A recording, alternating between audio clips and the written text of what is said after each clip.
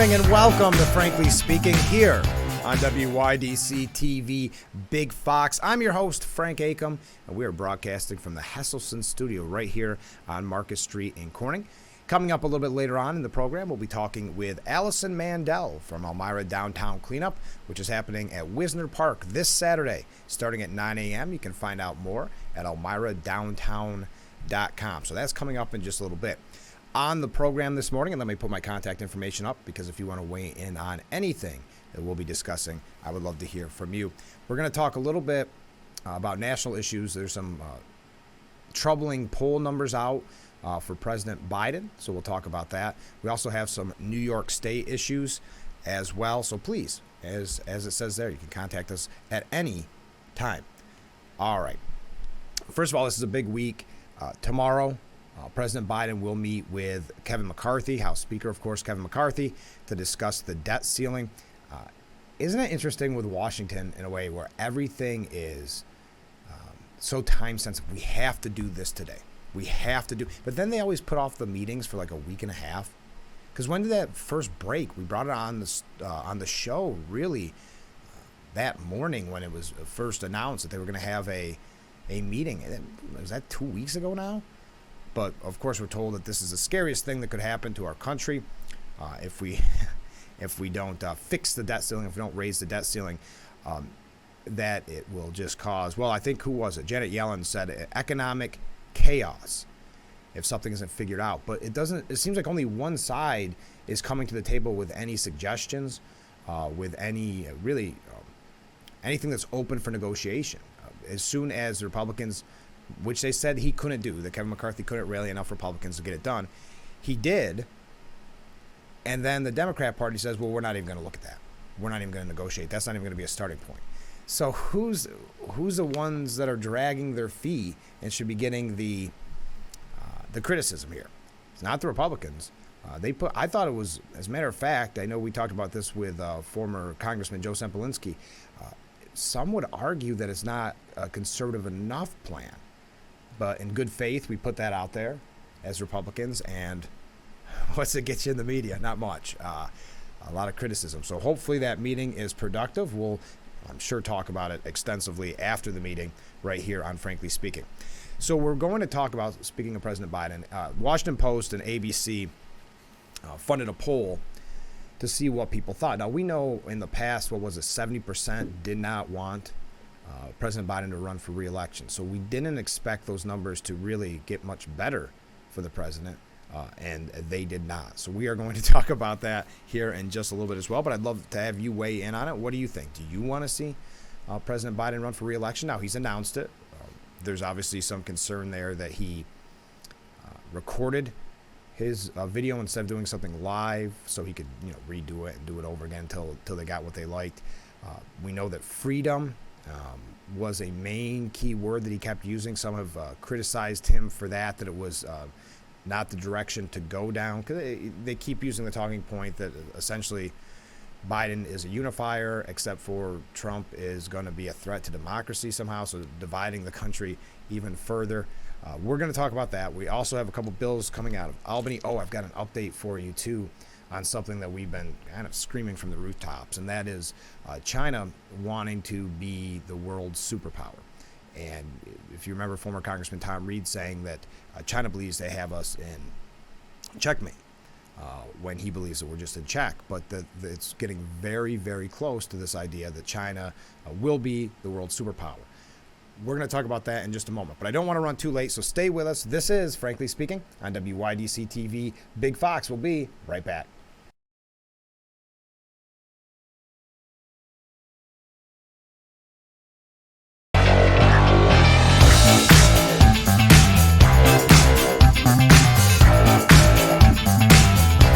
Back with Frankly Speaking here on WYDC TV Big Fox. I'm your host, Frank Acom, and we are broadcasting live from the Hesselson studio.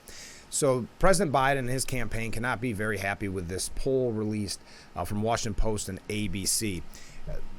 It's interesting because this is on two levels, not only how bad the poll is for the president, but also how the media tries to tweak even bad numbers. I'm going to tell you that in just a second. But this coming from the Washington Post.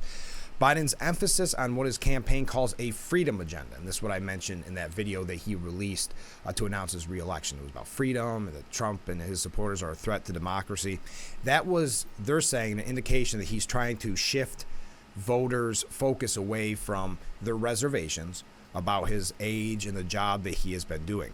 Even among fellow Democrats, most say they prefer that their party nominate someone other than Biden. That is not good. I know that the talking point coming from the administration was we're just going to break that Washington political thing. That people think there's no way he can win.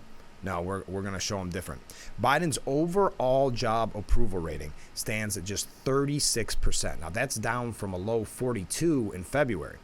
And it's about the same as the previous low of 37. So this is the lowest he's been by 36%. His disapproval stands at 56%, including 47% who disapprove strongly. Whew. These are not good numbers facing a re-election campaign that is essentially kicked off. Now, this is what I'm talking about with the media and how they'll try to twist it. Biden inherited from Trump an economy badly damaged by the coronavirus pandemic. But the public sees the former president, meaning Trump, as a better economic steward than the incumbent. In the poll, by 54 to 36%, Americans say Trump did a better job handling the economy when he was president than Biden has done. Do you like how they word that almost to say, well, the American people don't get it, but this is the way they feel. But the public sees the former president. I just think it's interesting how they can tweak the words to again, attempt to downplay former President Trump's success in this poll. Doubts about how well Biden would perform have risen since he ran in 2020. Today, 63% say he does not have the mental sharpness to serve effectively as president. That's up from 43% in 2020 and 54% a year ago. Well, when you think of how many mistakes have happened, you think of some of the decisions he's been making, you think of something as simple as when they had his cheat sheet, knowing exactly what the reporter was going to ask him and exactly how he would respond. And if you recall, the media even tried to cover up for that. This kind of background information, it's always been the case. These cheat sheets have always been the case. Not to that extent. But they wanted you to know that this is typical for Washington. 62% say President Biden is not in good enough physical health to be effective. I think there is from a PR standpoint, the weakness he shows at the international level, meaning that places like China and others see something like the disastrous Afghanistan rollout, and they see a weakness there. You see a guy that does bumble through it. It's just the facts of life. You can either not talk about it, as the media tries to do, or you can address it head on. So we're going to talk a little bit more about this, but we do have to take another short break, so stay with us. This is Frankly Speaking here on WYDC TV. Big Fox will be right back.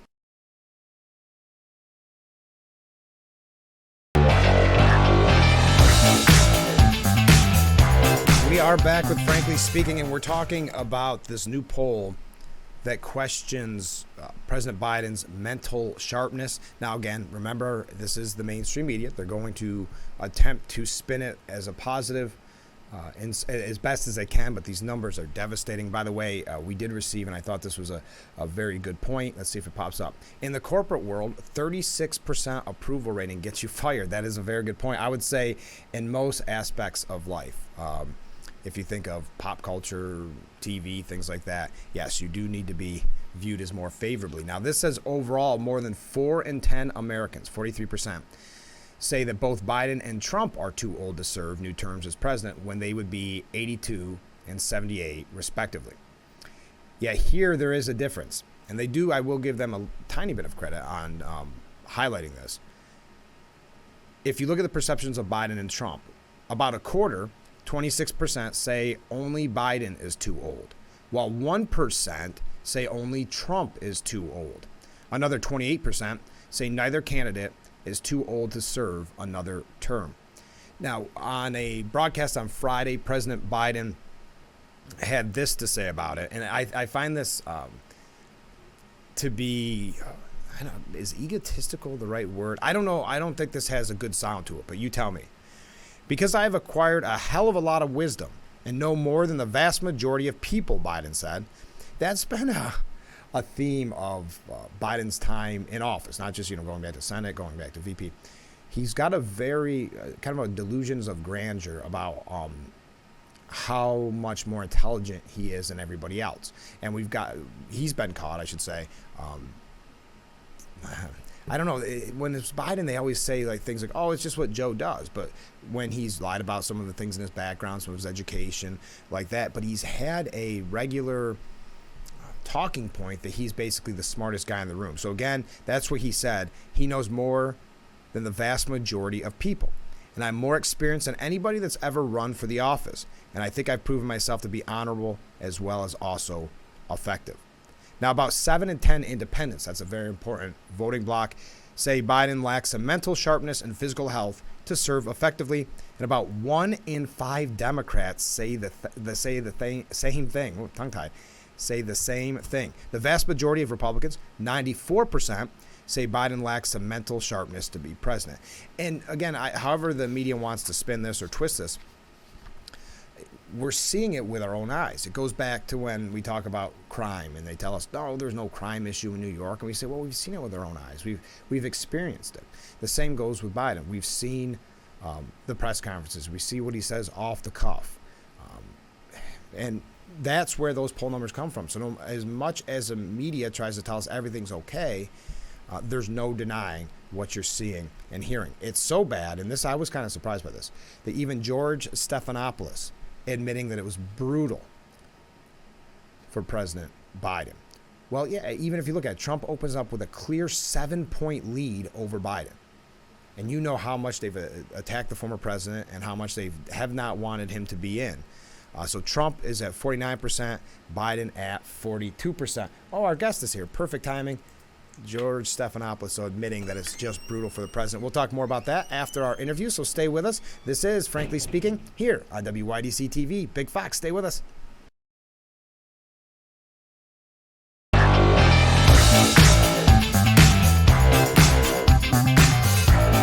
Welcome back to Frankly Speaking here on WYDC TV Big Fox. I want to thank our guest for coming in the studio this morning, Allison Mandel. She is a part of our M.A. Neal Financial Services interview because she's going to talk about Elmira Downtown Cleanup. Good morning. Good morning. Tell us about, for people that aren't aware, what the Elmira Downtown Cleanup is. It starts at Wisner Park, but this has been something that's been going on for quite some time. Yes, I've been involved in it for over 30 years. Oh, that long even. Wow. I didn't realize that. Elmira Kiwanis has always been a part of this. Mm-hmm. We've always partnered with Elmira Downtown Development, and the radio stations and other businesses. Sure. So this has been an event. It's always been the Saturday before Mother's Day. Okay. To clean up downtown Elmira. Mm-hmm. I always tell people that this event is sort of like that movie Field of Dreams, where they would advertise, where they would build it and they would come for downtown cleanup, advertise it, and people show up. Oh, that's great. Well, we're glad that we can advertise it because Yes. it's such a great community event. Talk about investing in your community by doing the manual labor, really. Yes, and it's an event that brings people from little kids to seniors. Oh, that's great. From groups like National Junior Honor Society groups to Elmira College students to all sorts of different businesses and organizations that want to come to the park. Sure. You know, it starts at 9 o'clock. It ends at noon. We, Elmira Kiwanis members hand out the rakes, the brooms, the dustpans, the garbage bags, etc.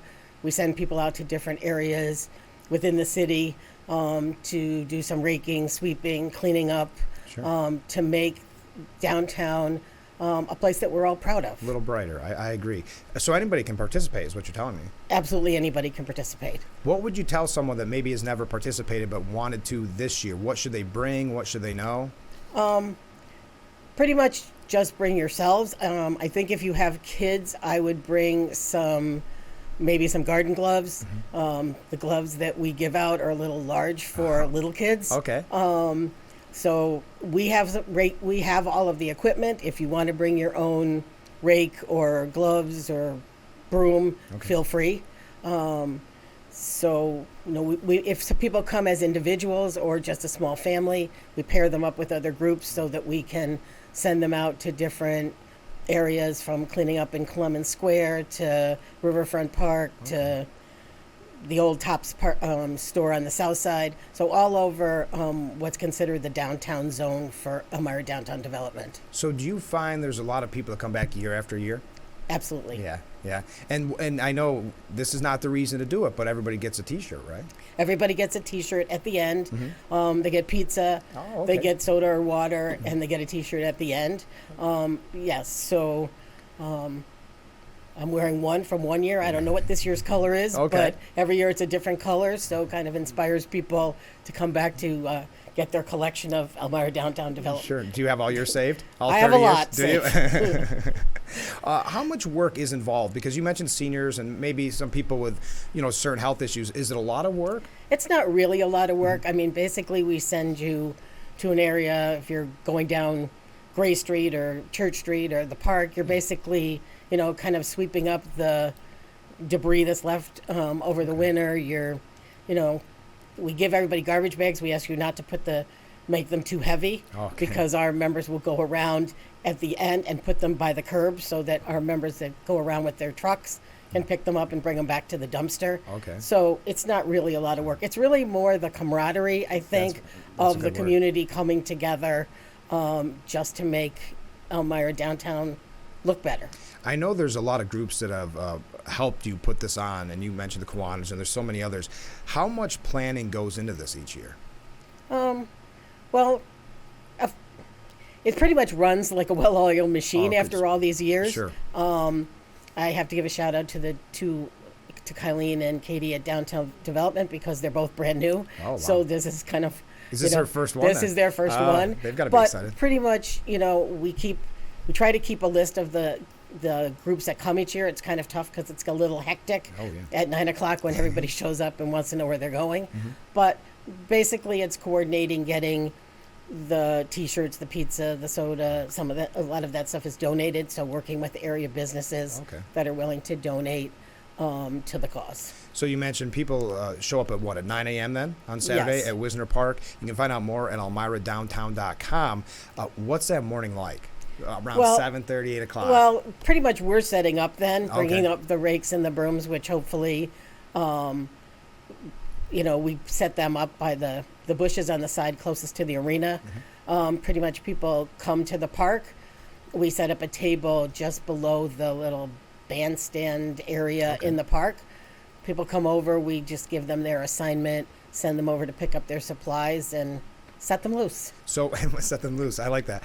When they're done for the afternoon, they drop. You said you put your garbage bags out, then they go back to Wisner Park. Is Yes, that if what they happens? come back around, we can't get the pizza before just about 11:15, 11:30. Okay. So if they come back around that time, then they have the pizza, the soda, and get the shirts. And that's probably a fun time to be there and be involved, because that's when everybody's talking about their day and how much either fun it was, how much trouble they had, whatever the case may be. So that Right. must be kind of a one big party, really? Pretty much, yes. Yeah. Yes. And do you find that people, because of these groups, probably through the years have become friends because of this event each year? I mean, there are some people, especially when we watch some of the students Yeah, grow up. that have come when they were, in elementary school, Yeah. and then they come back when they're, in high school fun. to help. Mm-hmm. So I think people see people that maybe they don't see during the year, but all of a sudden they're back at downtown cleanup. So where should people go to find out more? It's not too late to sign up, right? No, you don't. No, you can sign up now through the Elmira Downtown Development site. Okay, so or you Elmira can just Downtown. show up on Saturday morning. Oh, really? Oh, so right. Okay, so there is no deadline for sign up, and that's elmiradowntown.com. What would you say to somebody that's maybe on the fence about doing this? Especially if it's nice weather, come and help us. The Yeah. more people we have, the faster it's done, and more spaces we can cover. Right. Because the more groups we can send out to different areas, Sure. more areas will get cleaned up. If you have a big enough group, not really a family, but a big enough group, then you should try to register with Elmira Downtown Development, just because we're trying to, so we know we have enough shirts. That's all. It's always about the shirts. Yes, it's always about the shirts. Just before we go, what if someone says, boy, I'd love to, but I'm already busy this Saturday, or I just can't make it? Is there other ways that we can help? Spread the word. Spread the word and come back next year. Okay. It's always the same Saturday before Mother's Day. So if you can't do it this year, put it on your calendar to come next year. Okay. Because pretty much we do this rain or shine. I only remember once in over 30 years that we had to cancel for rain. Oh, wow. And really? that was like a downpour. What's the weather forecast look like so far? It looks like it's going to be decent. Okay, so knock on wood. Knock on wood. Okay. Well, Allison, thanks so much for being on the program this morning. Good luck. Thank you. All right. It was a pleasure. All right. We'll be right back with Frankly Speaking. Stay with us.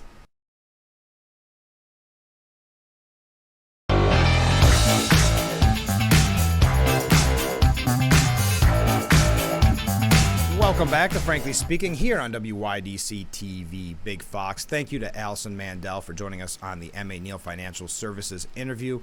This morning, the Elmira Downtown Cleanup, again, Wisner Park, this Saturday, 9 a.m. till noon. Find out more at elmiradowntown.com. That sounds, it goes back to what we've been saying since episode 1 about highlighting the community and what a perfect community program of helping to clean up your area. So we appreciate her being on the program.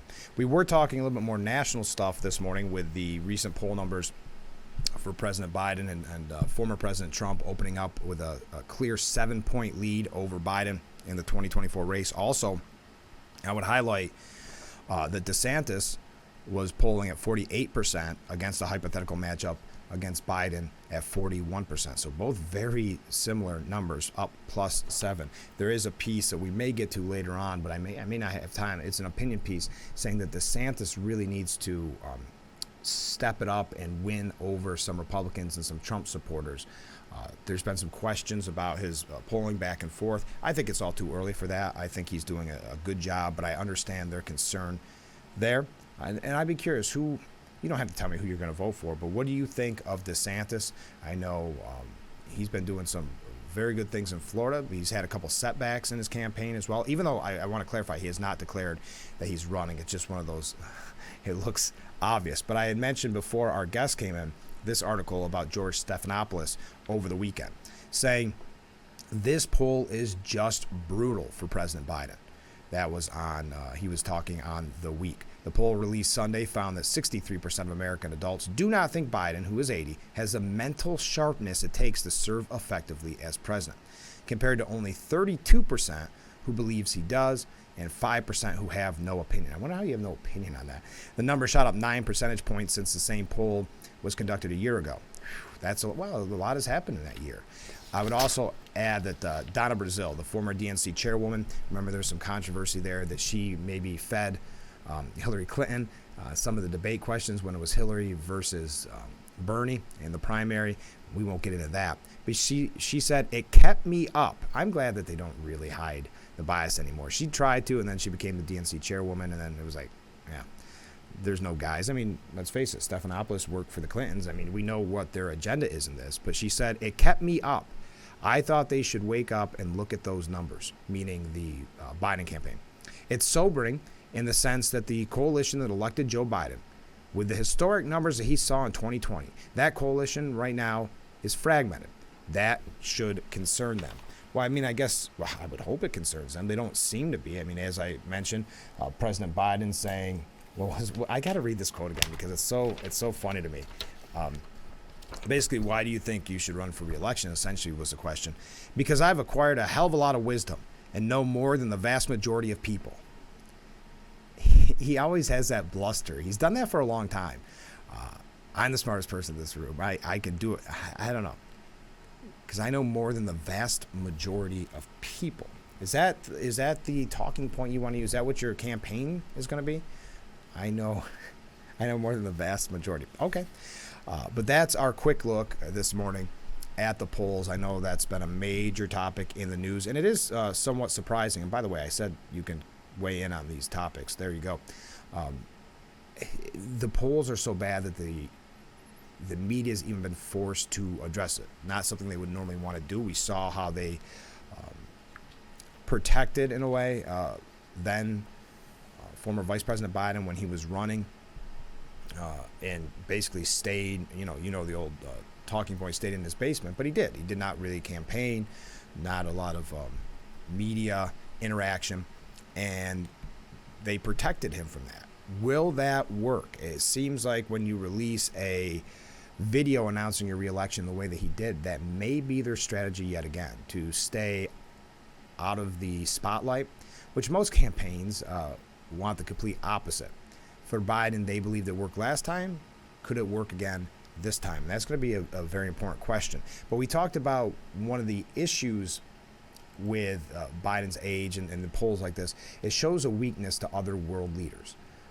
That there's this type of criticism, that there's these type of questions surrounding the president. You see the horrible, disastrous rollout from Afghanistan, leaving Afghanistan, pullout, I should say.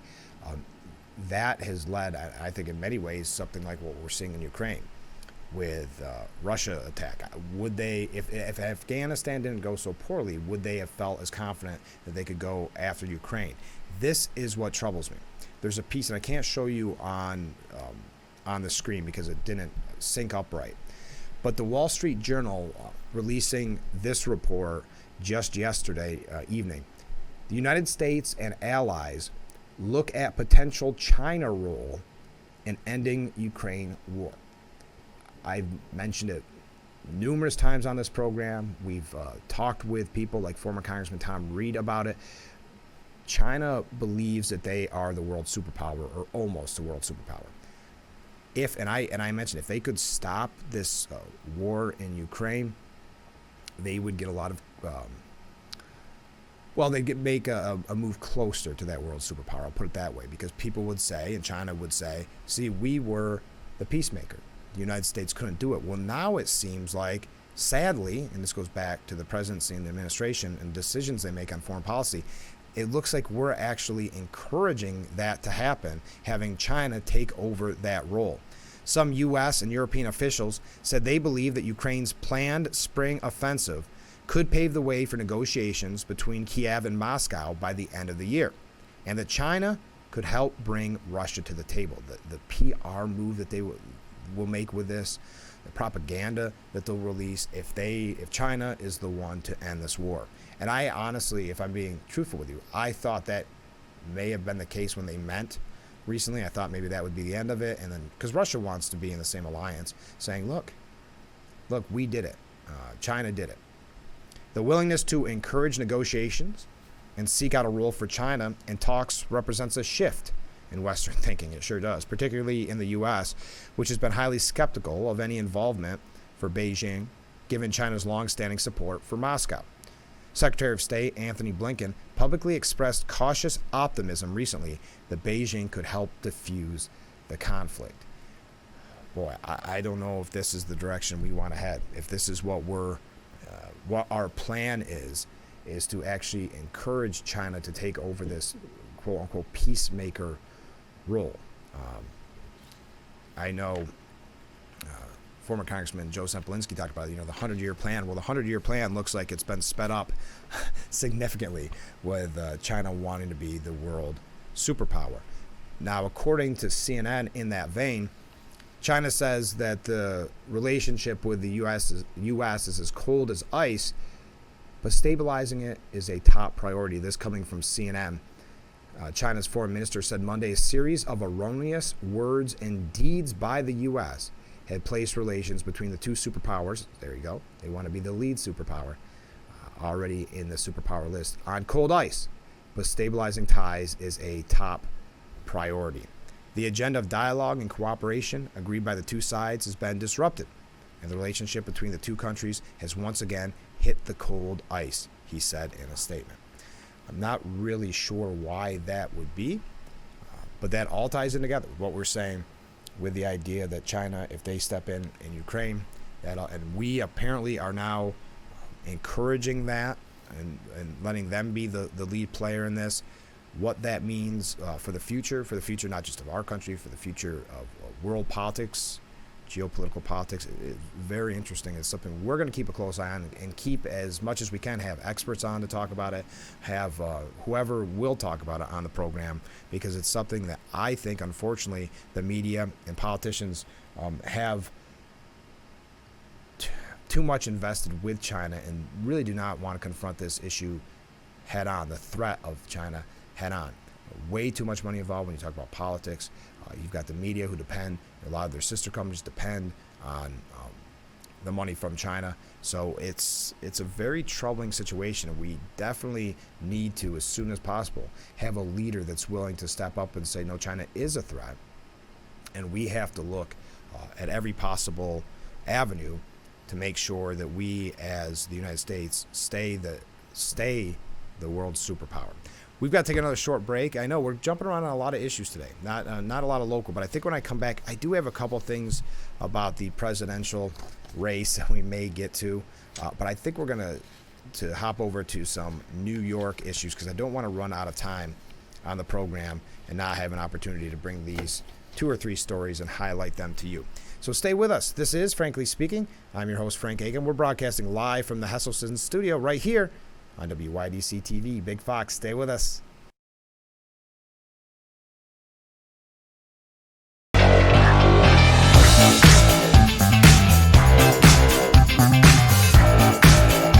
Welcome back to Frankly Speaking here on WYDC TV.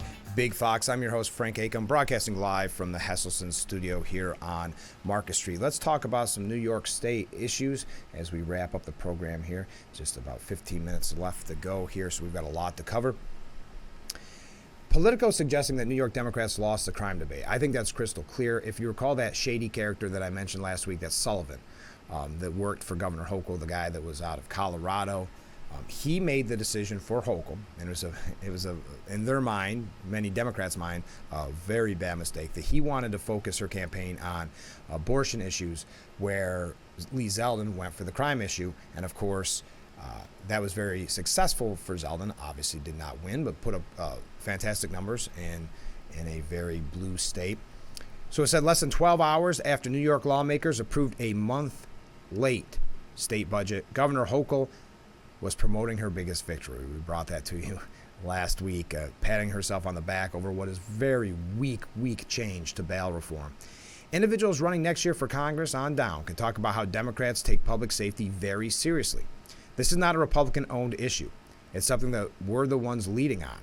We're the ones solving the problems and not just standing on the sidelines taking pot shots. I don't know where that quote-unquote fact come from. But Hochul's team realized too late in the midterm cycle that public safety, again, this was a decision by that guy Sullivan, and the economy, not abortion rights, were animating New York voters. The result was the closest governor's race since 1994, and Democrats were swept out of all 4 House seats on Long Island. And that's one of the major successes and a part of Lee Zeldin's legacy is because of his hard work and his campaigning. He helped flip the House to majority Republican.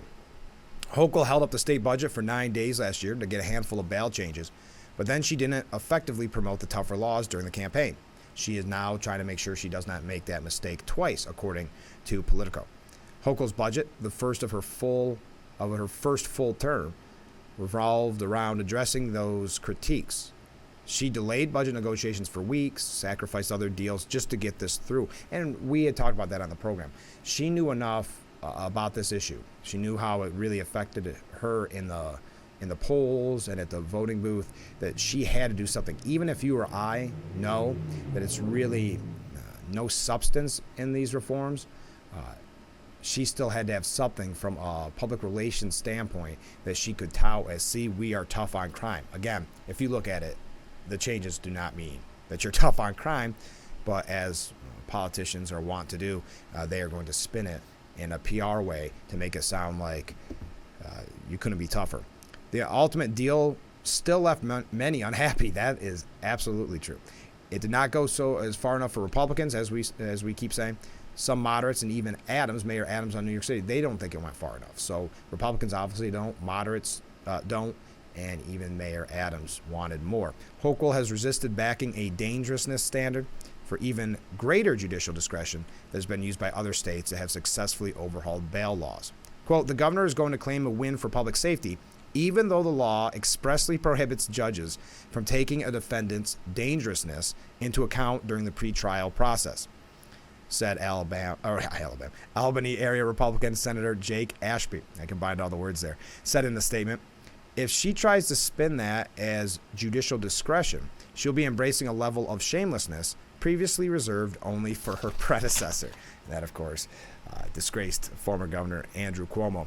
But we had that piece last week where someone said you could go to court and you could say, I right now need to go. I want this court to do what they need to do as quick as possible because I can then get out on the streets and I need to go rob a department store again to get a suit for my next trial. And there's nothing a judge can do about that. He has no discretion on that. It was the only changes it made was to felon and high-level misdemeanor, where they could take in their consideration, their thoughts, meaning the judges, on the person standing before them. Even former Governor Cuomo saying about this change, I don't think anyone won anything.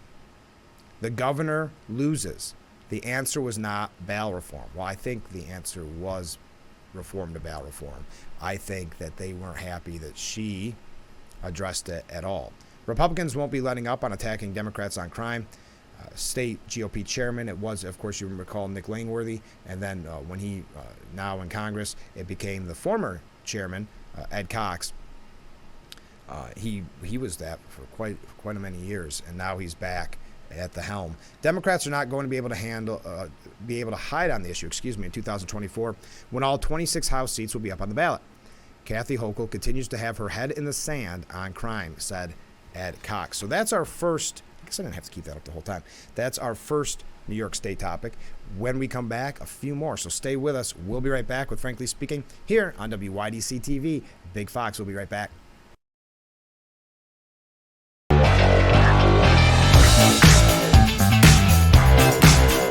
We're back with Frankly Speaking here on WYDC TV. Big Fox, thanks again for joining us. That is our contact information. I've been receiving a lot of great contacts during the breaks, and I appreciate it. I do agree. It does seem like with that quote from President Biden, that's a very narcissistic view to take, that he's smarter than the vast majority of people. I would agree with that. I also learned that it's National Teachers Appreciation Week, so thank you to all our teachers who are watching, getting ready to go into school, probably late if they're still watching at this point. All right, let's get back to New York State issues. This is an interesting one coming from Syracuse.com.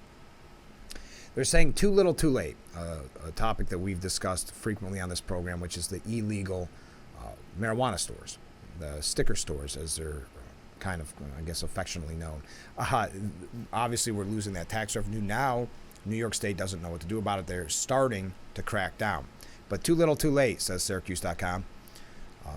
The state, Governor Hochul and the state lawmakers enacted 20 pages of new regulations in the state budget to tamp down on thriving gray market, which is what they're calling kind of really a black market, but the gray because it is a little bit legal, a little bit not. It's odd.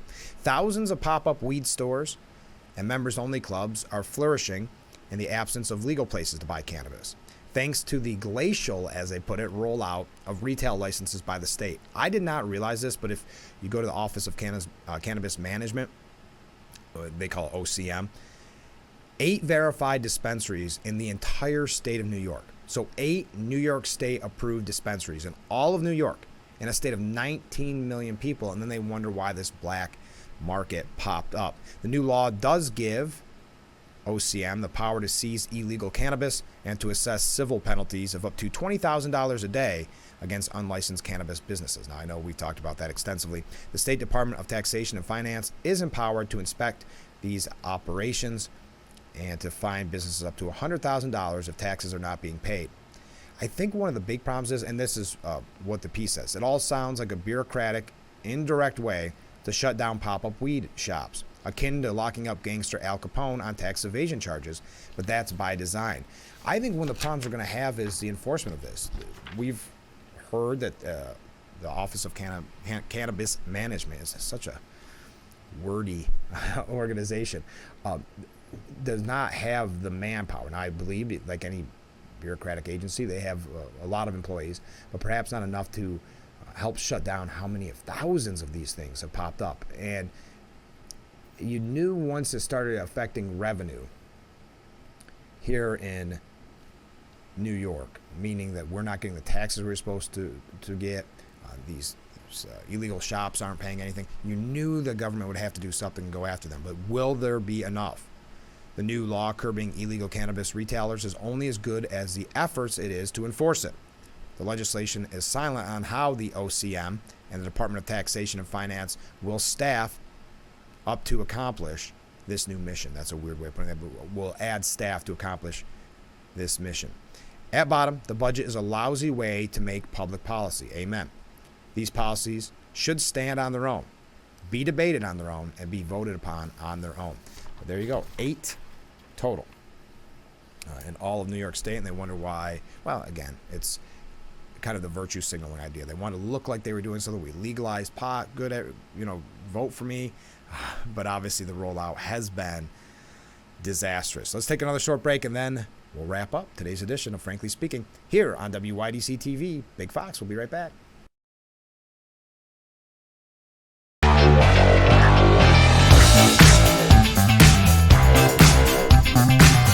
We're back with Frankly Speaking here on WYDC TV. Big Fox, something that kind of flew under the radar, but I saw that on the New York Post over the weekend. There we go. A bill out of Albany would outlaw trans women from competing in female school sports. Republicans in Albany have introduced a bill banning transgender women from female middle and high school athletics. State Senator George Borrello and Assemblyman Andy Goodell, both representing Western New York, quietly introduced the measure last month. The bill seeks to protect, and I quote, women's sports from unfair competition and would forbid all Empire State public and private schools from allowing biological men to compete in girls' sports. Borrello said in a statement, in recent years, there have been instances of high-stakes women's athletic competitions where the outcome has been swayed by the participation of biological males. Research has found that some of the men's inherent physical advantages remain, even after they undergo hormone therapy. And so when they asked Borrello what is the definition or what is a woman, he said, it's pretty simple as far as I'm concerned. Men have XY chromosomes and women have 2 X chromosomes. Adding that any form of discrimination based on an individual's gender identity or any other trait is reprehensible and something I strongly condemn. So something coming out of Albany, I will say, and I think this goes without saying, if I'm being honest, with Democrats having the majority in both Albany chambers, having that supermajority, the bill is likely to die in committee. Borrello said, I'm hoping that this will start a conversation as to how we create a fair and equitable way for sports to be played. So there we are. Oh, as a side note, Robert Kennedy Jr., who is running for president, as we know, declared he is running against Joe Biden. He blamed, over the weekend, the CIA for JFK's assassination. He likes to play into the conspiratorial thing a little bit, apparently. It's beyond a reasonable doubt, he said. There's overwhelming evidence that the CIA was involved in his murder. I think it's beyond a reasonable doubt at this point, Kennedy said on an interview about JFK's assassination. The evidence is overwhelming that the CIA was involved in the murder and in the cover-up. Interesting. Well, that's a way to get attention as a presidential candidate. We're out of time for today's edition of Frankly Speaking. Thank you to everybody who joined us. You can always tune in every weekday morning starting at 7 right here on WYDC TV Big Fox for Frankly Speaking. I've been your host, Frank Acom. Have a great day, everyone.